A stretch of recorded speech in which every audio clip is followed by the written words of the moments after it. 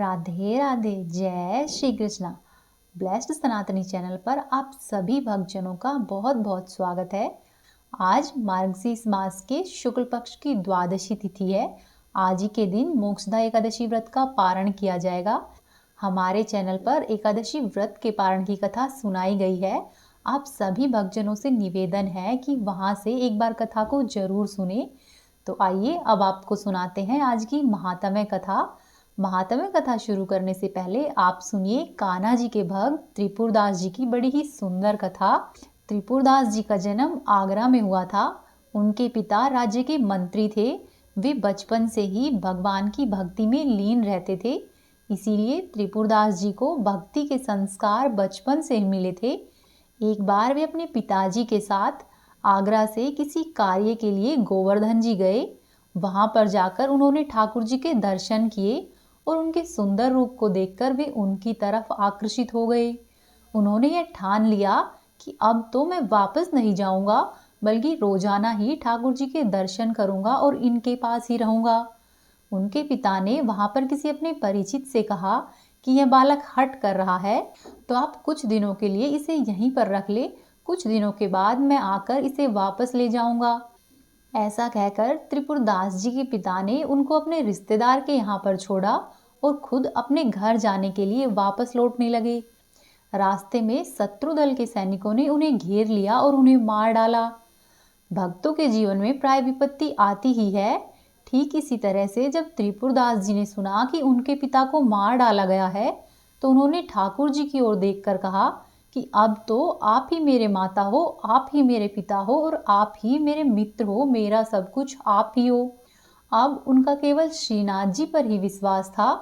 भक्ति और प्रेम इतना उमड़ता कि वे रोते ही रहते। वे रोजाना प्रभु के सामने भाव विभोर होकर घंटों तक रोते रहते। एक दिन जब वल्लभाचार्य महाप्रभु, जिन्होंने कि श्रीनाथ जी को प्रकट किया था, वे ठाकुर जी की सेवा में आए। उन्होंने देखा कि यह बालक तो ठाकुर जी को देखकर रोता रहता है। तब वल्लभाचार्य जी ने अपने अनुयायियों से पूछा। तब उनके अनुयायियों ने बताया कि यह तो एक राजमंत्री का पुत्र है। इसके पिता यात्रा के दौरान मारे गए और यह ठाकुर जी में बहुत भक्ति रखता है। फिर त्रिपुरदास जी उठकर आए और श्री वल्लभाचार्य जी को साष्टांग दंडवत प्रणाम करके बोले कि प्रभु, मैं एक अनाथ बालक हूँ और मेरे नाथ केवल ठाकुर जी ही है। आप मुझे स्वीकार कर लीजिए। वल्लभाचार्य जी उन बालक से बहुत प्रसन्न हुए और उन्होंने त्रिपुरदास जी को दीक्षा दी। वे कुछ दिनों तक त्रिपुरदास जी को अपने पास रखे, उनसे सेवा, ध्यान, भक्ति और जीवन जीने की शिक्षा देते रहे। फिर उन्हें वापस जाने का आदेश दिया। साथ ही आशीर्वाद भी दिया कि तुम ठाकुर जी की सेवा और चिंतन करते हुए अपना जीवन बिताओ। गुरु की आज्ञा का पालन करते हुए वे वापस से अपने पिताजी की नगरी में चले आए। त्रिपुरदास जी जब कुछ बड़े हुए तो राजा ने उनके पिता का पद उन्हें सौंप दिया और अब वे राज्य मंत्री बन गए। त्रिपुरदास जी तो जानते थे कि धन की वास्तविक सार्थकता यही है कि उसको संतों की सेवा में लगाया जाए। गाय, संत, ब्रह्म ऋषि, भगवान की पूजा और किसी असहाय की मदद करना जो कि बीमार या फिर असमर्थ हो, इनमें जो धन खर्च होता है वह आपके भाग्य के खाते में खुद ही जमा हो जाता है। यह आपको ब्याज के सहित वापस मिलेगा और हमारे प्रभु के बैंक में ब्याज बहुत ही अधिक है। 1 रुपया पर लाखों गुना ब्याज मिलता है। जो आप देखते हैं कि कोई बड़ा पद प्राप्त करता है या राजा बन जाता है, वह सब उनके पूर्व जन्म के किए हुए पुण्यों का ही फल होता है। लेकिन आजकल इस बैंक में कोई भी विश्वास नहीं रखता। ऐसे बहुत ही कम भक्त मिलेंगे जो कि भगवान के बैंक में विश्वास रखते हो। त्रिपुरदास जी ने यह निश्चय किया कि राजमंत्री पद से जो भी धन प्राप्त होगा, उसे मैं केवल संतों की सेवा और भगवत सेवा में ही उपयोग करूंगा। अब उन्होंने यह नियम लिया कि हर वर्ष सर्दियों में ठाकुर जी के लिए रत्नों और हीरों से सुसज्जित एक सुंदर पोशाक बनाएंगे और खुद उन्हें भेजेंगे।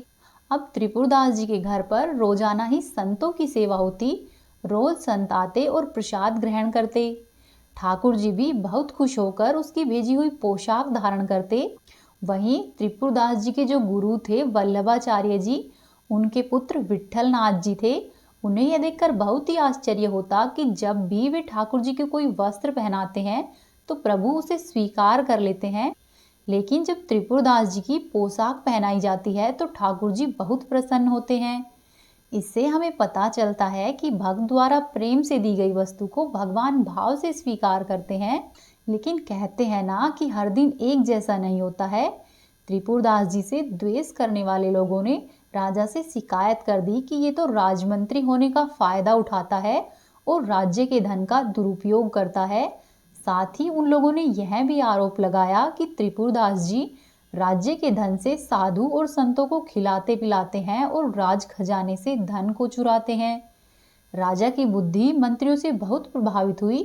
उसने तुरंत ही आदेश दिया कि त्रिपुरदास जी की सारी संपत्ति जब्त कर लो। परिणाम स्वरूप त्रिपुरदास जी की सारी संपत्ति जब्त कर ली गई। अब तो उनके पास खाने के लिए बर्तन तक नहीं बचे, उनके पास खाने का एक दाना भी नहीं बचा था। वे अत्यधिक ही गरीबी और कष्ट में अपना जीवन जीने लगे। अब जब सर्दी की ऋतु आई और श्री त्रिपुरदास जी ने हर साल की ही तरह श्रीनाथ जी को पोशाक भेजने का प्रण लिया हुआ था, वे जानते थे कि जब तक मेरा जीवन है मैं ठाकुर जी की सेवा में कोई कमी नहीं रखूंगा। लेकिन अब उनके पास कुछ भी नहीं था, तो यह सब देखकर उन्हें बड़ी पीड़ा हुई। वे कोई भी कष्ट सह सकते थे, लेकिन ठाकुर जी की सेवा के बिना उनका जीवन उन्हें निरर्थक लगने लगा। वे बड़े दुखी हो गए और ठाकुर जी से विनय पूर्वक कहने लगे कि हे प्रभु, मैं सब कष्ट सह सकता हूँ, लेकिन आपकी सेवा के बिना मैं नहीं जी सकता। इतने में ही उसकी नज़र ऊपर रखी हुई एक दवात पर पड़ी। वह दवात पीतल की थी और त्रिपुरदास जी को यह ख्याल आया कि शायद यह दवात कुछ पैसों में बिक जाए। उन्होंने वह दवात उठाई और बाजार में बेचने के लिए गए, सोचते हुए कि अगर यह बिक गई तो मुझे थोड़ी सी रकम मिल जाएगी और मैं श्रीनाथ जी के लिए अपने पोशाक भेजने का नियम पूरा करूंगा। त्रिपुरदास जी को उस दवात के बदले में 1 रुपया मिला। 1 रुपये को लेकर वे कपड़े की दुकान में गए और वहां पर उन्होंने एक बहुत ही साधारण सा कपड़ा खरीदा। उस कपड़े को उन्होंने खुद ही लाल रंग से रंगा, लेकिन रंगते वक्त उसके आंसू थम नहीं रहे थे। वे प्रभु से कहने लगे कि हे नाथ, ये तो इतना साधारण और मोटा कपड़ा है जो आपके सेवकों के भी लायक नहीं है, और मैं इसे किस तरह से आपके चरणों में अर्पित करूं। उन्होंने वह कपड़ा रंगा और रंगकर अपने पास रख लिया। उनकी हिम्मत ही नहीं हुई कि मैं यह कपड़ा ठाकुर जी को कैसे अर्पित करूं। फिर कुछ दिन इसी तरह से बीत गए। एक दिन त्रिपुरदास जी ने ठाकुर जी के एक सेवक को देखा। त्रिपुरदास जी ने सेवक को प्रणाम किया और उसे अपने घर पर लेकर आया। उसके घर में खाने पीने का कोई प्रबंध नहीं था। फिर भी त्रिपुरदास जी ने बहुत ही संकोच के साथ वह कपड़ा निकाला और हाथ जोड़कर उनसे कहने लगा कि भाई, मेरी ये प्रतिज्ञा थी कि मैं हर वर्ष ठाकुर जी की पोशाक भेजूंगा, लेकिन विधि का ऐसा विधान है कि यह मुमकिन ही नहीं है। ऐसा कहकर उन्होंने सेवक को वह कपड़ा सौंप दिया और कहा कि कृपया करके इस कपड़े को आप भंडारी को दे दीजिए। भंडारी जैसा उचित समझे उस तरह से इसका प्रयोग कर ले। सेवक ने त्रिपुरदास जी से वह कपड़ा लिया जो कि दिया था और ले जाकर भंडारी को दे दिया, और त्रिपुरदास जी की दीनहीन स्थिति के बारे में बताकर कहा कि उनकी सेवा का अपमान नहीं किया जाए। भंडारी ने भी प्रेम पूर्वक उस कपड़े का सम्मान किया और सम्मान करते हुए ठाकुर जी की अन्य पोशाकों को लपेटने के लिए अलमारी में रख दिया। इसी तरह से थोड़े दिन और बीते। फिर जब सर्दी का समय आया तो एक दिन ठाकुर जी के श्रृंगार के बाद वे अचानक से कांपने लगे। तब पंडित जी उनकी चरण सेवा में गए थे, तो ठाकुर जी ने उनसे कहा कि मुझे तो बहुत जोर की ठंड लग रही है।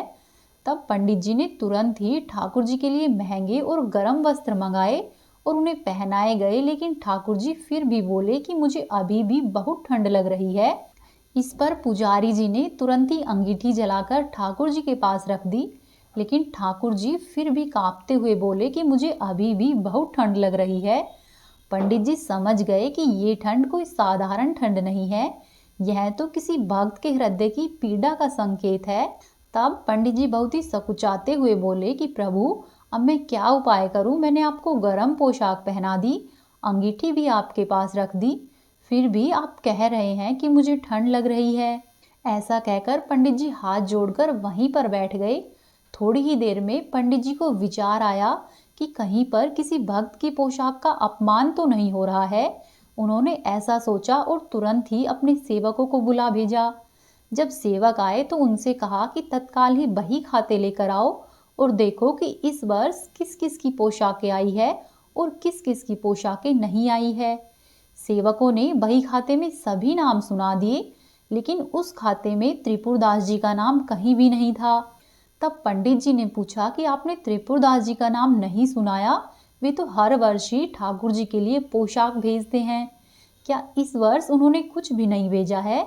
तब उनके सेवकों ने बताया कि राजा ने उनका सारा धन और सारी संपत्ति नष्ट कर दिया है और उनका सब कुछ छीन लिया है।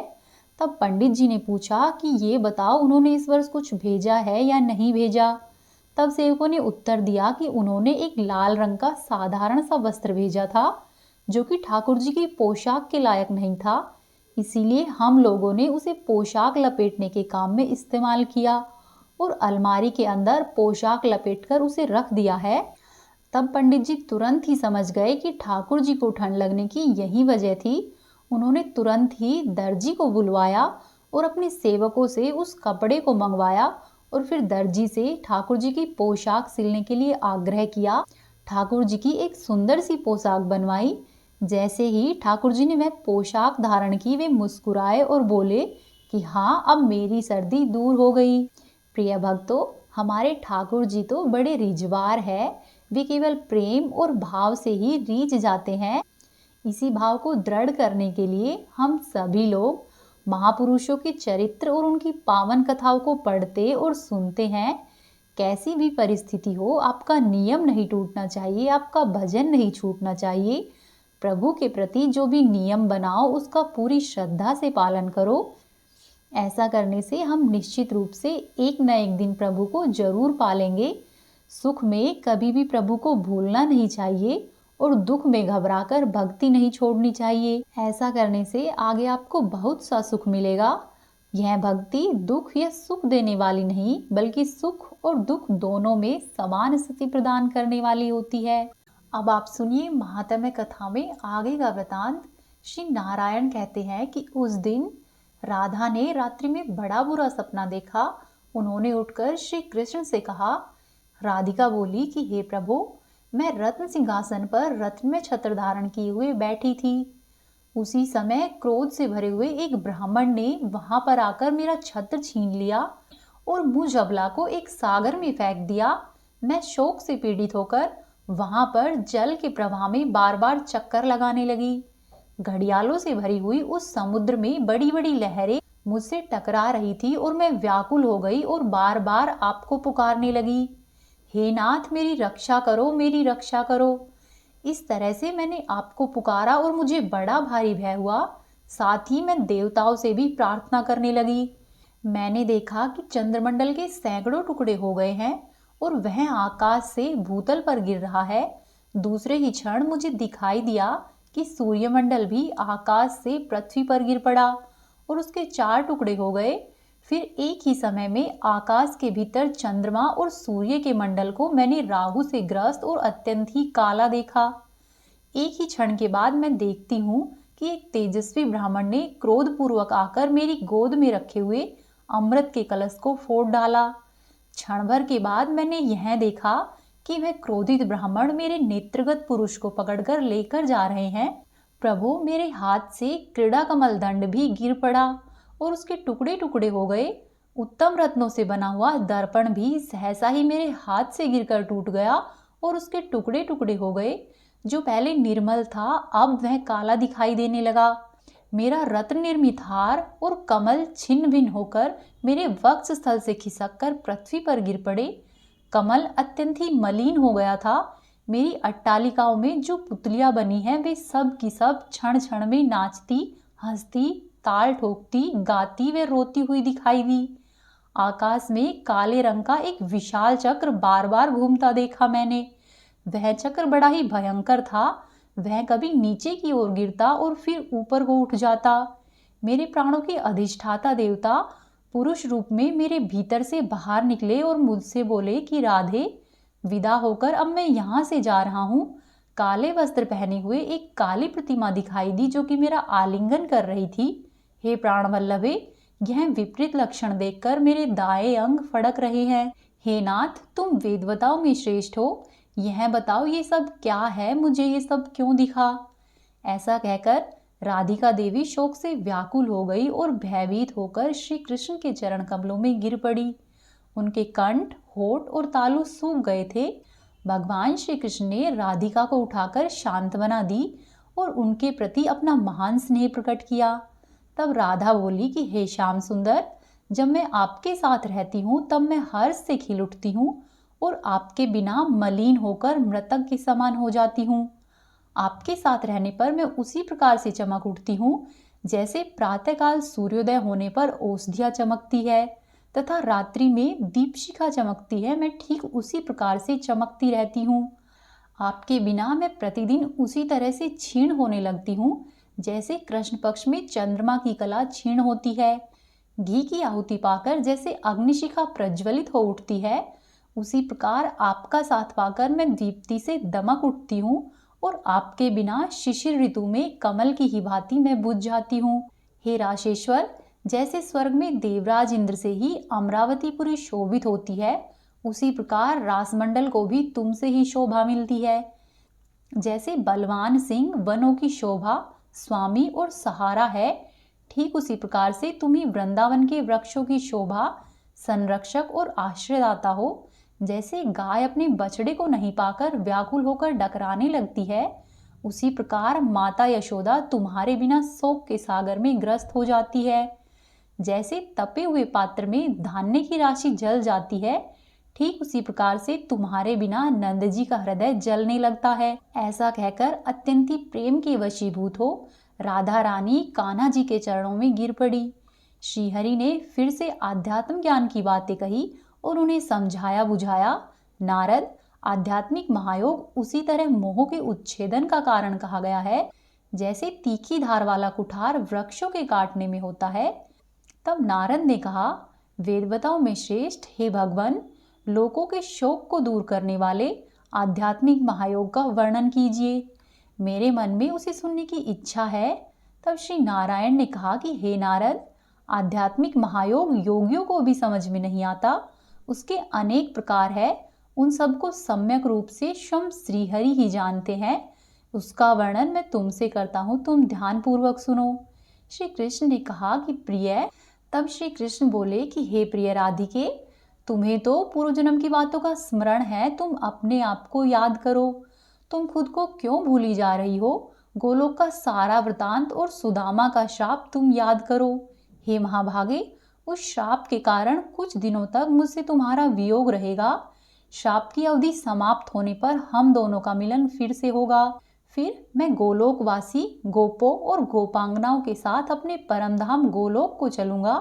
इस समय मैं तुमसे कुछ आध्यात्मिक ज्ञान की बातें कहता हूँ, तुम सुनो। यह सारभूत ज्ञान शोक का नाशक, आनंदवर्धक तथा मन को सुख देने वाला है। मैं सब अंतरात्मा और समस्त कर्मों से निर्लिप्त हूँ। सब में सर्वत्र विद्यमान रहकर भी किसी के दृष्टिपथ में नहीं आता हूँ।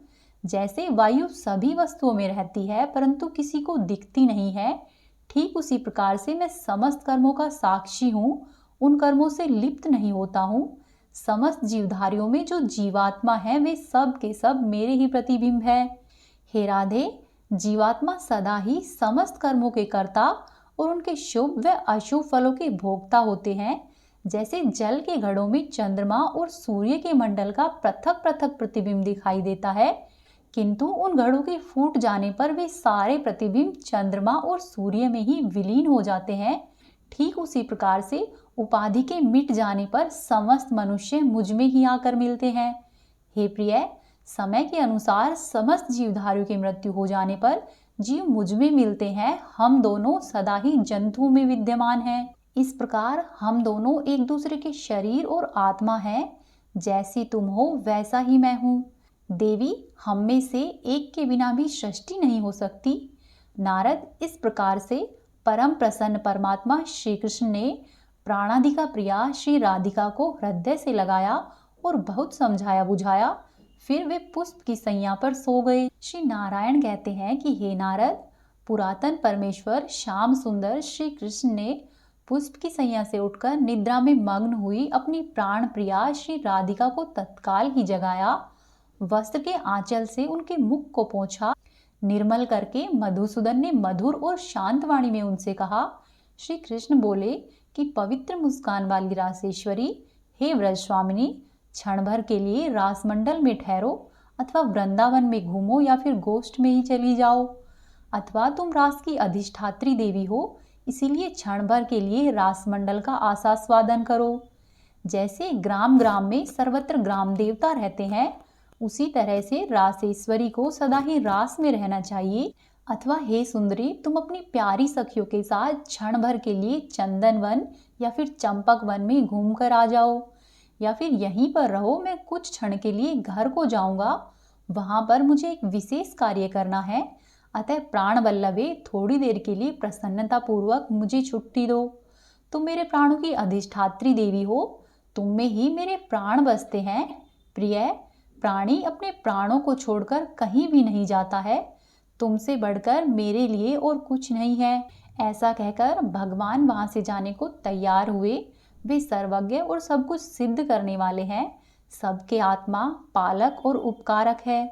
उन्होंने अक्रूर के आगमन को जानकर व्रज में जाने का विचार किया। श्री कृष्ण का मन बट गया है, वे अन्यत्र जाना चाहते हैं, यह देखकर राधिका व्यतीत हृदय से बोली। राधिका ने कहा कि हे नाथ, प्रिय लगने वाले मेरे समस्त संबंधी में तुम ही श्रेष्ठ हो। हे प्राणनाथ, मैं देखती हूँ इस समय तुम्हारा मन बटा हुआ है, तुम्हारे चले जाने पर मेरा प्रेम और सौभाग्य सब कुछ खत्म हो जाएगा। मुझे शोक के गहरे समुद्र में डालकर तुम कहाँ पर जा रहे हो? मैं विरह से व्याकुल हूँ, दीन हूँ और तुम्हारी शरण में आई हूँ। अब मैं फिर घर को नहीं लौटूंगी, दूसरे वन में चली जाऊंगी और दिन रात कृष्ण कृष्ण कहती हुई घूमती रहूंगी। प्रेम के समुद्र में प्रवेश करूंगी और मन में केवल तुम्हारी कामना लेकर शरीर को त्याग दूंगी। हे मुने, ऐसा कहकर राधिका भूमि पर गिर पड़ी और सहसा ही मूर्छित हो गई। उन्हें मूर्छित देखकर कृपा निधान श्री कृष्ण ने कृपा पूर्वक उन्हें फिर से सचेत किया और हृदय से लगा लिया। फिर योगियों द्वारा कहे गए अनेक प्रकार की बातों से उन्हें समझाया, परंतु फिर भी श्री राधा शोक को नहीं त्याग सकी। उस दिन व्रजराज श्याम सुंदर व्रज में नहीं लौट सके। श्री राधा के साथ क्रीड़ा सरोवर के तट पर गए, वहां पर उनके साथ भगवान ने पुनः रास क्रीड़ा की। तदंतर आनंद मग्न राधिका जी सो गई। वहीं दूसरी तरफ कंस से व्रज में जाने की आज्ञा पाकर अक्रूर जी अपने घर पर गए और उत्तम मिष्ठान खाकर सैया पर सो गए। उन्होंने सुवासित जल पिया और कपूर मिला हुआ पान खाया और सुखपूर्वक निद्रा ली। तदंतर रात के पिछले पहर में जब एक बाजे आदि की ध्वनि नहीं होती, उस समय उन्होंने एक सुंदर सपना देखा। ऐसा सपना जिसकी पुराणों और श्रुतियों में प्रशंसा की गई है। अक्रूर जी निरोगी थे, उनकी शिखा बंधी हुई थी, उन्होंने 2 वस्त्र धारण कर रखे थे और वे सुंदर सैया पर सोए हुए थे। उनके मन में उत्तम स्नेह उमड़ रहा था, वे चिंता तथा शोक से रहित थे। हे मुने, उन्होंने स्वप्न में पहले एक ब्राह्मण बालक को देखा, जिसकी किशोर अवस्था और अंग कांति श्याम थी। वह 2 भुजाओं से विभूषित था, उसके हाथों में मुरली थी, वह पीत वस्त्र धारण करके वनमाला से सुशोभित था, उसके सारे अंग चंदन से चर्चित थे, मालती की माला उसकी शोभा बढ़ाती थी। वह भूषण के योग्य और उत्तम मणिरत्न निर्मित आभूषणों से विभूषित था। उसके मस्तक पर मोरपंख का मुकुट था, मुख पर मंद मुस्कान की प्रभा फैल रही थी और नेत्र कमलों की शोभा को लज्जित कर रही थी। इसके बाद उन्होंने पति और पुत्रों से युक्त पीतांबर धारिणी तथा रत्नमय आभूषणों से विभूषित एक सुंदरी सती को देखा, जिसके एक हाथ में जलता हुआ दीपक और दूसरे हाथ में श्वेत धान्य था। उसका मुख शरद ऋतु के चंद्रमा को भी तिरस्कृत कर रहा था। वह सुंदरी मुस्कुराती हुई वरदान देने को तैयार थी। इसके बाद उन्हें शुभ आशीर्वाद देते हुए एक ब्राह्मण श्वेत कमल, राजहंस, अश्व तथा सरोवर के दर्शन हुए। उन्होंने फल और फूलों से लदे हुए आम, नीम, नारियल, विशाल आक और केले के वृक्षों का सुंदर व मनोहर चित्र भी दिखाई दिया। उन्हें यह भी दिखाई दिया कि सफेद सांप मुझे काट रहा है और मैं पर्वत के ऊपर खड़ा हूँ। उन्होंने कभी खुद को वृक्ष पर, कभी हाथी पर, कभी नाव पर और कभी घोड़े की पीठ पर बैठे हुए देखा। यह भी देखा कि मैं कभी वीणा बजा रहा हूँ और खीर खा रहा हूँ, कमल के पत्तों पर सोया हुआ हूँ। साथ ही उन्होंने एक बालिका, फली और पकी हुई खेती, देवस्थान, सिंह, बाघ, गुरु और देवता के भी दर्शन किए। ऐसा स्वप्न देखकर प्रातःकाल उठकर उन्होंने इच्छा के अनुसार अपने कार्य किए। उसके बाद उद्धव से इस स्वप्न का सारा वृतांत कह सुनाया। उनकी आज्ञा लेकर गुरु एवं देवता की पूजा करके मन ही मन श्री कृष्ण का ध्यान करते हुए वहां से यात्रा शुरू की। हे नारद, रास्ते में भी उन्हें ऐसे ही मंगलदायक और शुभदायक मनोवांछित फल देने वाले रमणीय तथा मंगल सूचक शुभ शकुन मिले। उन्हें सियारिन, पानी से भरा हुआ घड़ा, नेवला, नीलकंठ पक्षी, दिव्य आभूषणों से विभूषित पति पुत्रवती साध्वी स्त्रियां, श्वेत पुष्प, श्वेत माला, श्वेत धान्य, वृषभ, हाथी और बछड़े के सहित गाय, राजहंस, पुष्पमाला, पताका, दही, खीर, मणि इत्यादि के शुभ दर्शन हुए। ऐसे शुभ शगुन को देख देखकर अक्रूर का हृदय हर्ष से खिल उठा। उन्होंने श्रीहरि का स्मरण करके पुण्यमयी वृंदावन में प्रवेश किया। अक्रूर का आगमन सुनकर नंद जी बड़े ही प्रसन्न हुए और बलराम तथा श्री कृष्ण को साथ लेकर उनकी अगवानी के लिए गए। नंद जी के साथ वृषभानु आदि अन्य गोप भी थे। नर्तकी, भरा हुआ घड़ा, गजराज तथा श्वेत धान्य को आगे करके काली गाय, मधुपर्क, पाद्य तथा रत्न में आसन आदि साथ लेकर नंद जी विनीत एवं शांत भाव से मुस्कुराते हुए आगे बढ़ते गए। वे गोपगणों तथा बालकों के सहित आनंद मग्न हो रहे थे। महाभाग अक्रूर को देखकर नंद जी ने तत्काल ही उन्हें हृदय से लगा लिया। सभी गोपों ने मस्तक झुकाकर अक्रूर जी को प्रणाम किया और आशीर्वाद लिया। हे नारद, उन सब का परस्पर संयोग बड़ा ही गुणवान था। अक्रूर ने बारी बारी से श्री कृष्ण और बलराम को गोद में उठा लिया तथा उनसे स्नेह किया। उस समय उसका सारा अंग पुलकित था, नेत्रों से अश्रुधारा बह रही थी, हृदय में आनंद उमड़ आया। अक्रूर कृतार्थ हो गए, उनका सभी प्रकार का मनोरथ सिद्ध हो गया। उन्होंने दो भुजाओं से सुशोभित श्याम सुंदर श्री कृष्ण की ओर एक क्षण तक देखा, जो कि पीतांबर धारण किए हुए मालती की माला से विभूषित थे। उनके सारे अंग में चंदन चर्चित था। उन्होंने हाथों में वंशी ले रखी थी। ब्रह्मा, शिव और शेष आदि देवता तथा सनकादि मुनिंद्र जिनकी स्तुति करते हैं और गोप कन्याएं जिनकी ओर सदा ही निहारती है, उन परिपूर्णतम परमात्मा श्री कृष्ण को अक्रूर ने एक क्षण तक अपनी गोद में देखा। वे मुस्कुरा रहे थे। तत्पश्चात उन्होंने चतुर्भुज विष्णु के रूप में उनको सामने खड़े हुए देखा। लक्ष्मी और सरस्वती, ये दोनों देवियां उनसे अगल बगल में खड़ी थी। वे वनमाला से विभूषित थे। सुनंद, नंद और कुमुद आदि पार्षद उनकी सेवा में उपस्थित थे। सिद्धों के समुदाय भक्ति भाव से नम्र होकर उनकी सेवा कर रहे थे। फिर दूसरे ही क्षण अक्रूर ने श्री कृष्ण को महादेव जी के रूप में देखा। उनके 5 मुख और प्रत्येक मुख में 3-3 नेत्र थे। सिर पर जटा और हाथ में जप की माला धारण किए हुए थे। तदंतर एक ही क्षण में श्री कृष्ण ने उन्हें ध्यान परायण एवं श्रेष्ठ चतुर्भुज ब्रह्मा के रूप में देखा। फिर कभी धर्म, कभी शेष, कभी सूर्य, कभी सनातन ज्योति स्वरूप के रूप में दिखाई दिए। इस रूप में नंदनंदन का दर्शन करके अक्रूर ने उन्हें हृदय से लगा लिया। हे नारद, नंद जी के दिए हुए रमणीय रत्न सिंहासन पर पुरुषोत्तम श्री कृष्ण को बिठाकर भक्ति भाव से उनकी परिक्रमा करके पुलकित शरीर हो अक्रूर ने पृथ्वी पर माथा टेककर उन्हें प्रणाम किया और अनेकों प्रकार से श्री कृष्ण की स्तुति की। स्तुति करके अक्रूर जी नंद के सभा भवन में मूर्छित हो गए और सहसा ही भूमि पर गिर पड़े। उसी अवस्था में पुनः उन्होंने अपने हृदय में भी और बाहर भी सब ओर से उन श्याम सुंदर सर्वेश्वर परमात्मा को देखा। वे ही विश्व में व्याप्त थे, वे ही विश्वरूप में प्रकट हुए। हे नारद, अक्रूर जी को मूर्छित देखकर नंद जी ने आदर पूर्वक उठाया और उन्हें रमणीय रत्न सिंहासन पर बिठा दिया। तत्पश्चात उन्होंने अक्रूर से सारा वृतांत पूछा और बारंबार कुशल प्रश्न करते हुए उन्होंने मीठा भोजन कराया। अक्रूर ने कंस का सारा वृतांत कह सुनाया और यह भी कहा कि अपने माता पिता को बंधन से छुड़ाने के लिए बलराम और श्री कृष्ण को वहां से अवश्य ही चलना चाहिए। तदंतर अक्रूर जी रात के समय अत्यंत ही प्रसन्नचित होकर रमणीय चंपा की सैया पर श्री कृष्ण को हृदय से लगाकर सो गए। प्रातःकाल सहसा ही उठकर अपने सभी नित्य क्रम संपन्न करके उन्होंने जगदीश्वर श्री कृष्ण तथा बलराम को अपने रथ पर बिठाया। 5 प्रकार के गव्य यानी कि दूध, दही, माखन, घी और छाछ तथा अनेकों प्रकार के परम दुर्लभ रत्न रखवाए। वृषभानु, नंद, सुनंद तथा चंद्रभानु गोप को भी अपने साथ में ले लिया।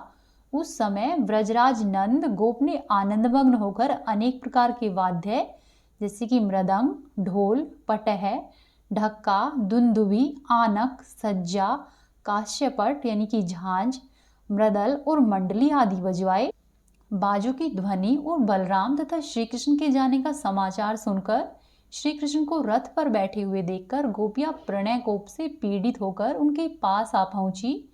हे मुने, श्री कृष्ण के मना करने पर भी श्री राधा की प्रेरणा से उन गोप किशोरियों ने पैरों के आघात से ही राजा कंस के उस रथ को अनायास ही तोड़ डाला।